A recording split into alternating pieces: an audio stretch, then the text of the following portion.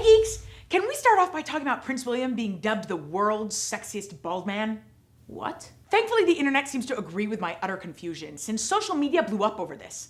As long as Jason Statham and Vin Diesel are alive, I'm pretty sure this vote was fixed. You know, somewhere in Russia, Putin is like waxing the top of his head thinking, I should have used more polish. I'm gonna get that guy who rigged this election. And why weren't Ali Velshi and Maz Jobrani part of the poll? Always a bridesmaid, never a bride, huh? Before we start, please hit that subscribe button below and like this video. It is April Fool's and we're gonna play a game called FoPo or FoNo. Basically, I'm gonna give my dad here, unpaid Oh My World contributor, 3 multiple choice questions and he has to pick which FoPo actually happened. Which of these is the real FoPo? A couple Americans tried to invade Venezuela to overthrow its dictator, Nicolas Maduro. B, Egypt is plotting to take over part of its Libya to help make things more stable there. They're thinking of calling it Egypt. Or C, Canadian Prime Minister Justin Trudeau is thinking of allowing the people of Quebec to finally realize their dream of rejoining France or becoming independent. I believe it's A. There is a story which you don't know about Maduro and what happened next. So what happened next, Maduro offered those guys, 2 dozens of thugs, he offered them pardon if they would be willing to form a brigade and invade neighboring Colombia. And they agreed, and for the time being they are in Guantanamo Bay being trained. That's not real, right? It's a good April Fool's. He was right with A. Okay, next one. Which is the real FoPo? A, British Prime Minister Boris Johnson called Trump to tell him he misses him dearly and that Brexit's just not the same without him. B, the Chinese government has banned the English language in Hong Kong. Or C, Russian President Putin tried to kill opposition leader Alexei Navalny by poisoning his underwear. That's C. That's right. Yeah. That's right. Last question. Which is the real FoPo? A, Brazil's leader Bolsonaro told Brazilians to, quote, stop whining as Brazil's COVID cases skyrocket and the death rate has become the 2nd worst in the world. B, US officials in embassies abroad have suffered injuries because they were attacked by energy waves. Or C, the Lebanese finance minister is worried the poor are going to make too much money off of charity, so he's decided to tax charitable donations. You know, most of them are okay. That's right. All 3 are right. Yeah. You're so good at this game. Right. That was All unfair right. because he actually reads world news. Thanks, Dad. Thank you. Finally, Israel's 4th election yielded a clear winner. Just kidding. A whole lot of drama is going on in Israel. Elections took place last week, which was the 4th election in 2 years, and they've resulted in this kind of weird limbo situation where it's unclear if a government will actually be formed. Prime Minister Bibi Netanyahu, who's been the prime minister for a total of 15 years, is struggling to get enough support to build a government, and it's remarkable because for a guy who's enjoyed pretty strong support, his popularity has been rapidly decreasing over the last 2 years. What's even more interesting is that he's courting an Islamist party in Israel to join him in creating this government. Didn't think I'd ever see that day. Which kind of makes him look a little desperate to hang on to power. But desperate is actually how he may be feeling right now, since staying in office helps him avoid going to jail. While the political parties will battle next week over who leads Israel's next government, prosecutors will begin presenting evidence in Netanyahu's corruption trial. At the same time, you got a lot of other things going on. 2 Israeli ships have recently been hit by missiles that the prime minister blames Iran for. And Israel has been leading the race in getting its population vaccinated, with over 50% fully vaccinated so far, though some have criticized their decision not to provide vaccines to Palestinians in Gaza and the West Bank unless they work in Israel.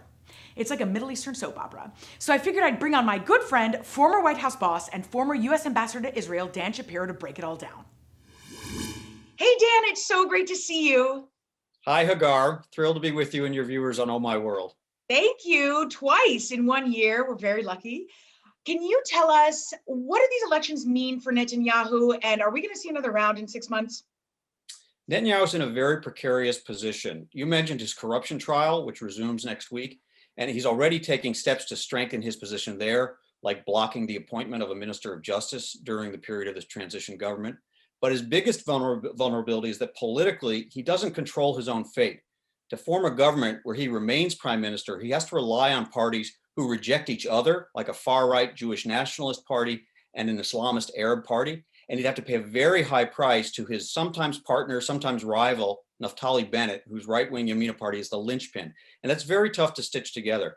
Now, the parties who ran on an anti-Netanyahu program do make up a majority, but they also have serious ideological differences from left to right that make it difficult for them to form a coalition.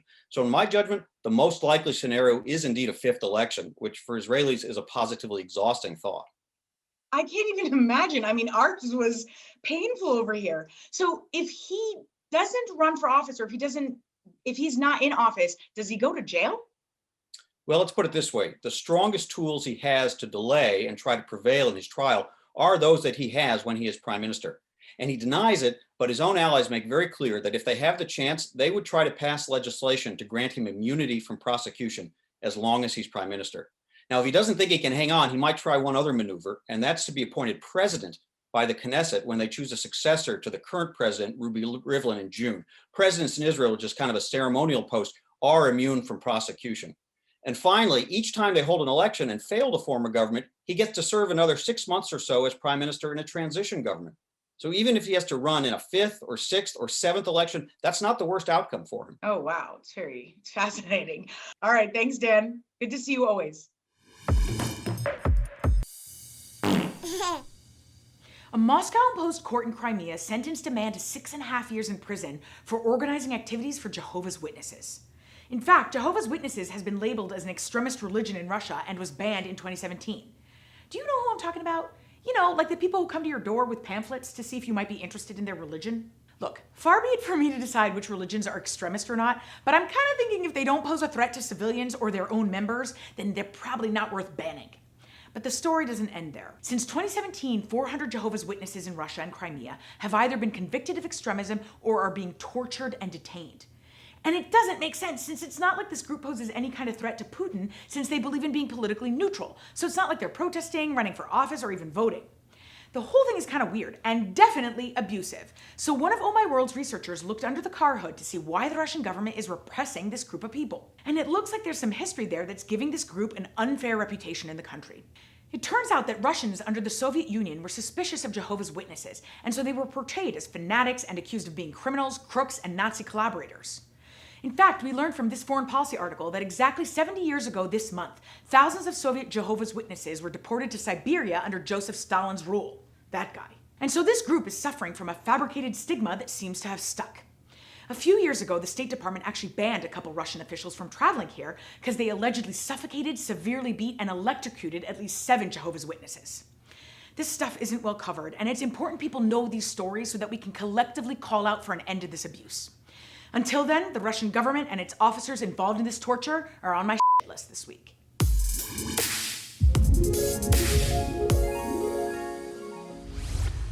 The Norwegian, German, and Dutch soccer teams have made a public plea for human rights to be respected in Qatar ahead of the World Cup qualifiers. Aren't they kind of cute? The World Cup will be held in Qatar next year, and the Qataris have been working feverishly to get ready. You know what? Sorry, I should correct myself. Migrants from around the world have been working, and in some cases dying, to get Qatar ready. Like they're building 7 new stadiums, a new airport, roads, public transportation, and hotels. Clearly, Qatar was ready for these games. A recent report from The Guardian found that over 6,500 migrant workers from India, Pakistan, Nepal, Bangladesh, and Sri Lanka have died in Qatar since it won the bid to host the World Cup 10 years ago. So these soccer teams have come out publicly to bring attention to this issue and to call on Qatar to change its ways. In fact, the Norwegian team is calling for a boycott of these games. So I asked you all what you thought, and 75% of you agree. Well, one amazing journalist has actually been working to shine the spotlight on the plight of migrant workers in Qatar for years. His name is Pete Pattison, and I met him at the Human Rights Foundation's Also Freedom Forum a couple years ago. He's an award-winning investigative journalist based in Nepal, and he has spent more than 10 years reporting on labor exploitation and modern forms of slavery around the world. So can you tell us about the scope of this problem in Qatar? It's just so heartbreaking. You know, for example, how many migrants are there? Why are they dying? And just tell us what's going on. Sure. There are about 2 million migrant workers in Qatar from some of the poorest countries in the region, like Nepal and Bangladesh. Many thousands of them are low-wage workers who have been helping to build the stadiums and the infrastructure for the World Cup. They face so many problems. They have to pay to secure their job before they leave their own country, so they're in debt before they've earned $1. They have been subject to a slave system called kafala, which means they cannot leave their place of work without their employer's permission. And many are paid very low wages, about $1 an hour. And this is in the richest country in the world. And as you say, many thousands are dying. Their deaths are often sudden and unexplained. We don't know the causes for all their deaths. And the Qatari authorities have refused to investigate. Oh, it's just terrible. Now, the Qataris have said that they've made some kind of labor improvements. So is that even true? And can you give us a little bit on what these soccer teams are saying and what their message is? What are they trying to achieve? The soccer teams are trying to put human rights first. Soccer is a game we all love, and no one wants to see it tainted by exploitation. And they're protesting about that. They want to draw attention to that. Yes, the Qatar authorities have introduced some reforms after a lot of pressure. They've, at least on paper, abolished the kafala system, which I mentioned earlier, and they've increased the minimum wage, although only to about $1.40 an hour. However, most of the stadiums and the infrastructure for the World Cup are already in place. This is too little, too late. However, whichever way you look at it, the World Cup in 2022 will have been built on the exploitation and in some cases the deaths of thousands of the poorest workers in the world. It's unbelievable. Well, I'm so grateful for your work, and I'm glad these soccer teams are taking this message to heart, and I hope things at least change for the future and that FIFA is listening. If things in Qatar change, it's in large part because of the effort Pete has made to expose what's happening to these migrant workers, and the human rights messages from these soccer teams is a reflection of that. They're all crushing it this week. Thanks for watching, geeks. If you want to vote on who you think is the world's sexiest bald man, we're running our own poll, so hit us in the comments or on social media. And of course, don't forget to hit that subscribe button, leave a comment or question, and please follow Oh My World and me on Instagram and Twitter. Stay fabulous, geeks.